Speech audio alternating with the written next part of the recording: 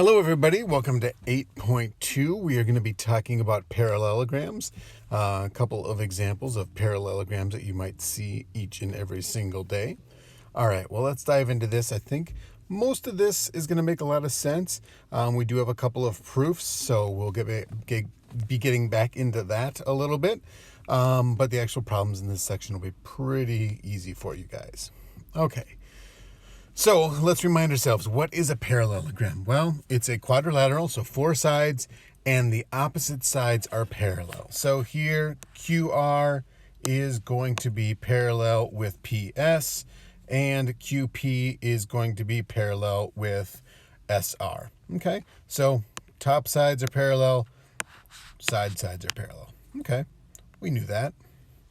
So here are some things that we know about parallelograms, and as promised, we're going to do a couple of proofs in this section. So if a quadrilateral is a parallelogram, okay, so we have a parallelogram right over here, then its opposite sides are congruent. So not only is our QR and PS parallel, but they're also the same length. And not only are QP and RS parallel, but they are also the same length. So let's do a proof here. And I just put our given in here to start. PQRS is a parallelogram. All right, well, number two then, usually after we define something as a parallelogram, we better tell people what that means. So I'm going to say QR is parallel to PS and QP is parallel to RS. And why? Well, that's just the definition of a parallelogram. Parallelogram. Okay? Because when I write that it's a parallelogram, that's great, but it doesn't mean anything unless we define that it actually stands for something. And we have to write that in our next statement, right? It's a parallelogram. Great. What do I know about parallelograms? The opposite sides are parallel, so now we have that defined. Okay, well, the next thing I'm going to want to do, and this might be new, I don't know if you guys have done this with Miss Robaum or not, is I'm going to draw a line from Q down to S. Okay, I'm going to draw my own line in here. And if you remember from yesterday's lesson on 8.1, that's called the diagonal. So what I'm going to write here is draw diagonal QS. And whenever I'm drawing something or adding it to my drawing, what I'm going to tell you to use is called construction, which just means I'm kind of constructing something within the diagram. So as you're working through the 8.2 assignment tonight, if you are working on a proof and you draw something in, just write the word construction, meaning you added it to the drawing. And what you'll note is I just created two triangles by constructing QS. Okay, well that works for me.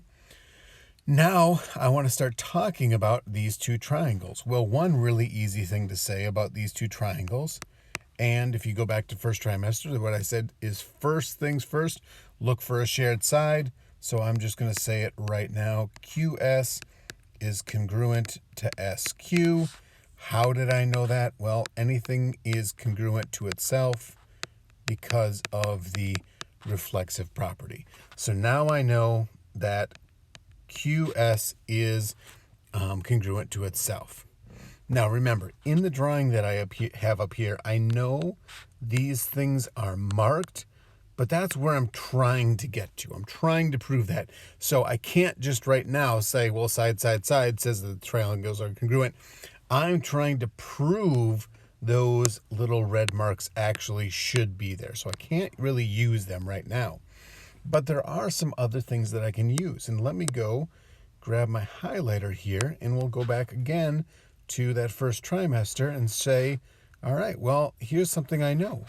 I know that those two lines are parallel, and when I constructed that diagonal, I just created a transversal, right? I just created a transversal. So based upon the two lines that I have it there and the transversal that I just created, here's something new I can just say. I can definitively say that this angle right here, right, the one between my parallel line and the transversal, and this angle right down here, the one in between the parallel line and the transversal, I can say those two angles are equal, right? Angle RQS is congruent to angle PSQ. And that was our alternate interior angles. Okay, so that's one thing I can definitively say. All right, well now I want to next look at these two. I want to see if I can get these two angles the same. Right, I want to see if I can get those two angles the same. Now I can't use the parallel green lines there because now the angle I'm highlighting is on the wrong side of the transversal. It's not the angle between the transversal and the parallel lines. But remember, this is a parallelogram, so I have all sorts of parallel lines here. These are also parallel.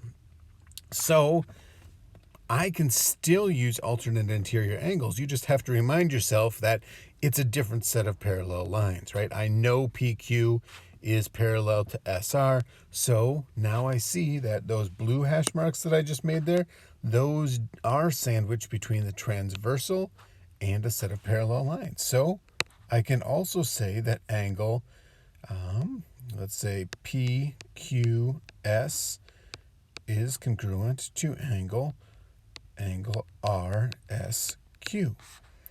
Also because of alternate interior angles.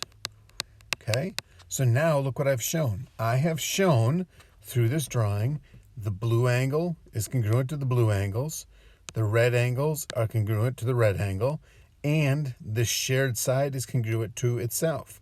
So essentially what I have just proven by drawing this by constructing this diagonal is that kind of the right side and the left side of this parallelogram after I cut it in half are congruent triangles.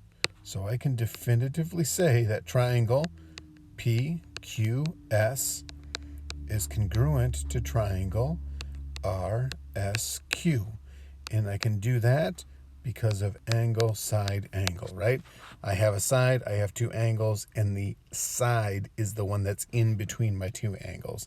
And angle, side, angle is one that I got to use. All right, perfect. So now I know I have two congruent triangles. Now it's just a matter of putting the finishing touches on this. And what I really wanted to say is that PQ is congruent to RS, and I wanted to be able to say that QR was congruent to PS, right? That's what I was telling me, or that's what this is telling me, and now I can, because of our friend CPC, TC, congruent parts of congruent triangles are congruent. So I proved the two triangles are congruent, then I can go back and say, well, since this part and this part are the same, and this part and this part are the same on those two triangles, then they have to be equal to each other. All right, jot this down, slow down your notes, take notes, write this out. I would definitely recommend, this is definitely a type of proof that you could see on the test for this chapter. All right, well, what's something else we know about parallelograms? We know that if we have a parallelogram, then these opposite angles, Q and S, are equal to each other, and we know that P and R are equal to each other. Now, I was going to do this proof for you guys, but I ended up running into Jack Thompson at Target. I was out doing some grocery shopping, and I was telling him we had some proofs coming back, and he said to me, he's like, Mr. Osland, save one of the proofs for the homework, please. Don't do them all for us. We definitely want at least one proof, if not more, in the homework, because I think we really need to practice those. So, Jack, this is for you. This one is question number 44.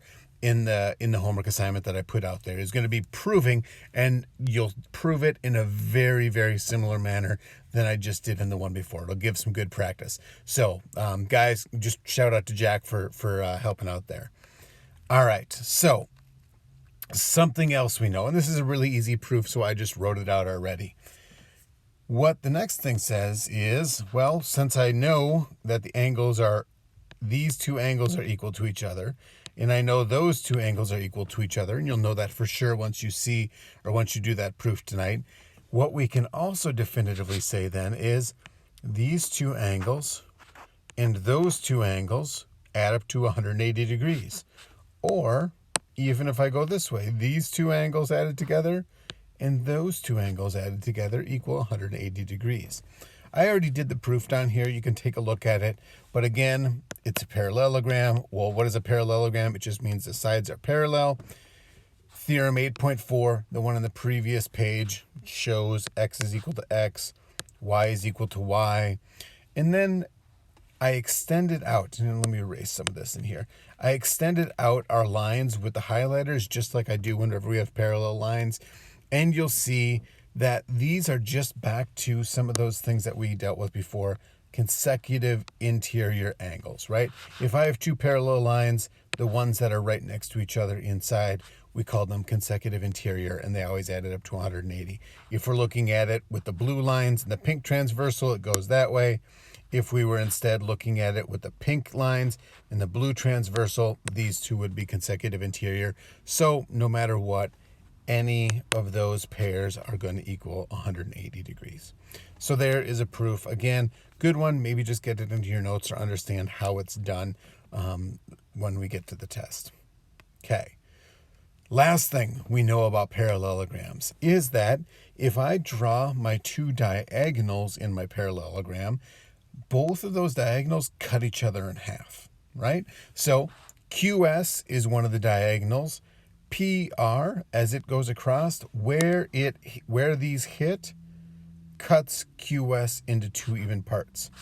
And that same point cuts PR into equal parts.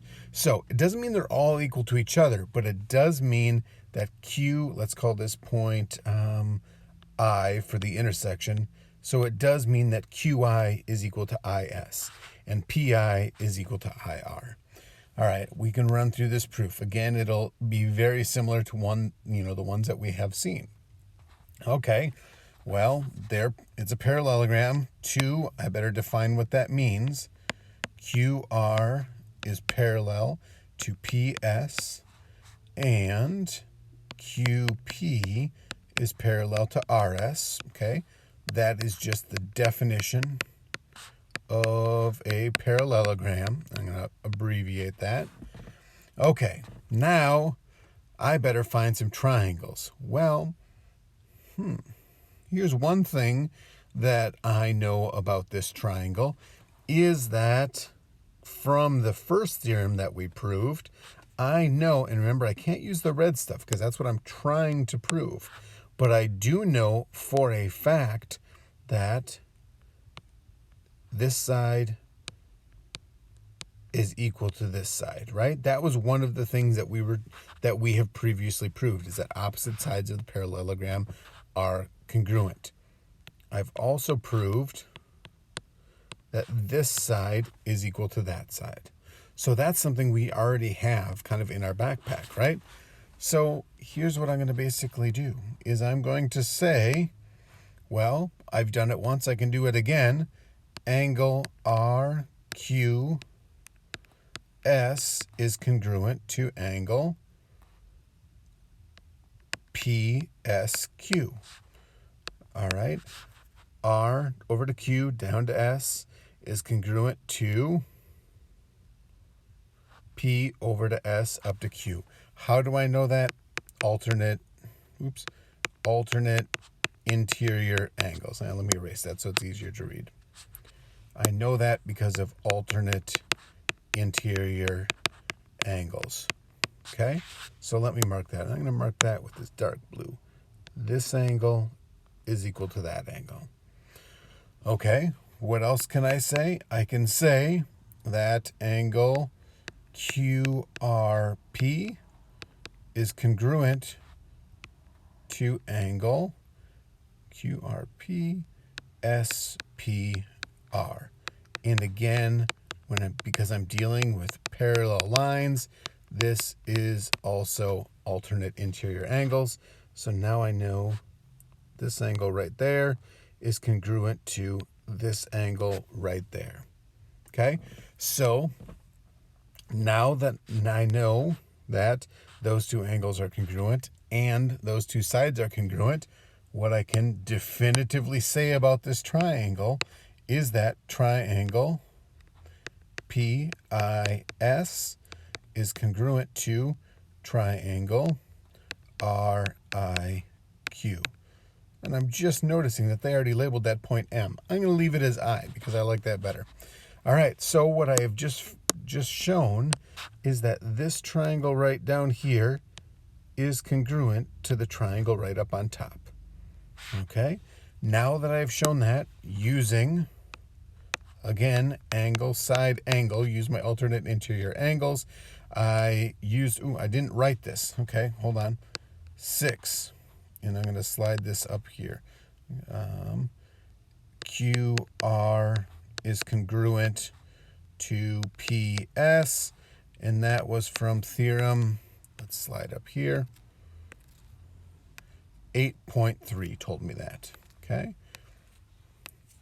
theorem 8.3 told me that those two were congruent. Now I have angle, side, angle. I have proven that those two triangles are congruent. Now that I know that they are congruent, I can definitively say, right? I can say without a shadow of a doubt that QI is congruent to IS, and I can say PI is congruent to IR. And I can say that because of CPCTC. So just in general, what I did is I proved that those two orange triangles were congruent to one another because I knew alternate interior angles gave me these two angles, those two angles, and from theorem 8.3 I knew the side lengths were the same. So by angle, side, angle, I know they're the exact same triangle. And once I know that they're the exact same triangle, I can point out that the corresponding parts of those triangles are congruent. There's a couple proofs. Again, jot it down, ask me questions, practice it a couple times. This will definitely come in handy come test time. So most of the homework problems tonight are actually pretty easy, though. I'll go through some of those. There will be, as Jack requested, and as I let you know, there will be one proof in there. So here are some of the easy problems. All right, find X and Y in this. All right, well, X is up here on the top, and it's 12 on the bottom. What's one thing I know about parallelograms? The opposite sides are equal. So X plus 4 is equal to 12, so X must be 8. All right, opposite angles, the ones right across from each other, are also equal. So Y must be 65 degrees. All right, similarly down here. What do I know? Well, I know that these two sides are equal because they're across from each other. So Y plus 3 is equal to 18. Y must be equal to 15. And we know that the angles directly across from each other are equal. So 2x is equal to 50. X must be equal to 25. All right, so that's what we get. Easy problems. I know you guys are going to speed right through them in the homework. Medium problem. This one gives you the whole parallelogram, and it starts asking some broader type questions. All right, well, still not too bad. I think you guys got this. NM, all right, so it's asking us to look at NM. Well, that is half of a diagonal. I'm seeing that the first half of that diagonal is 2. We know that that point in the middle of the parallelogram cuts both diagonals in half. So NM must be equal to 2. Okay. What about KM? All right. Now KM is talking about the full length of this diagonal. Well, if the first half is 2 and the second half is 2, then we know KM is also equal to 4. Nice save there, Mr. Osland. All right. Measure of angle JML. All right, so I'm going to highlight JML. J over to M up to L. Okay, so that angle there. Well, one of the things that I know is that that angle down here is going to be equal to this angle up there. but I don't know that angle up there.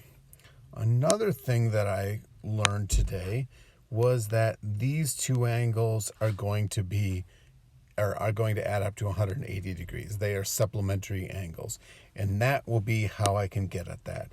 If this angle is 110 and I know that JML is supplementary to that, I know that JML must be 70 degrees. Okay? All right, and lastly, the measure of angle KML. All right, so let's do some erasing here. And let's highlight KML. All right, well, that's that angle up there. Well, I just said a moment ago that this whole angle right here was 70 degrees. And if this part down here is 30 degrees, well, that must leave 40 for the top half. Okay, so that is going to be 40 degrees. There is a problem on the homework that goes through about 6 different variations of that, of, how this is going to work. Okay, all right. And then the last one, it's not necessarily a tricky problem, but it is a perfect type of problem that you would see on the ACT related to this. It says, okay, we've got parallelogram, OPQR, and their diagonals are crossing. So you know that point M is the midpoint of OQ and is the midpoint of PR. And it says, well, what are the coordinates there? Now you could, if you were a very wise person, which I'm sure all of you are, immediately eliminate a couple of the answers, because you can see that you've gone over 1 and these ones both went over 2, so you can eliminate those 2 right off the bat. That's no problem. You're absolutely going to be able to see that. Now you just need to figure out where the last one is, and you can probably guess right now it's at 5-2, because 3 over 2 is 1.5, and it's definitely not there. But let's say they actually put a little more effort into their multiple choice answers, and you were trying to figure this problem out. Well, remember, we always have the midpoint formula, right? Or let's just say they gave you the coordinates, and they gave you the coordinates of O, which is at 0, 0, of P, which is at -2, 5. They gave you the coordinate of Q, which is at 2, 5, and they gave you the coordinate of R, which should be at 4, 0. Okay, so they gave us those coordinates and said find the midpoint, or find the point where the diagonals cross. All right, well, these two make up one of my diagonals. Those two make up my other diagonals. Okay, so let's find the midpoint between these 2 points. We know this point M lies right in the middle. Okay, let's try it for the top. Midpoint formula, just a refresher, x1 plus x2 divided by 2 over y1 plus y2 over 2, and it created a coordinate for us. Okay, so for O and Q, I have 0 plus 2 over 2, and I have 0 plus 5 over 2. Okay, well, that gets us to 1 and 2.5, or 5 over 2 if you want to leave it as a fraction. All right, what about down here? -2 plus 4 over 2, or 5 plus 0 over 2. Notice it gets us right to the exact same spot. 1, 2.5. The midpoint of either one of these diagonals, they're both at the same spot, which isn't surprising because that's where they meet, is going to be there. And we could just use the midpoint formula. So multiple ways to solve this one. I thought it was a great question from the homework that I could pull out and talk about, and just thought process of solving an ACT problem. All right, dive in to the assignment. There's a number of those easy type of problems. There is one section of the medium problems, and then one proof. And please do work on that proof to try to get an understanding of it. I did give you all the steps on the left. You just have to come up with the rationales over on the right. Good luck and have a good weekend. This is our first online Friday, and if you see Jack, please thank him.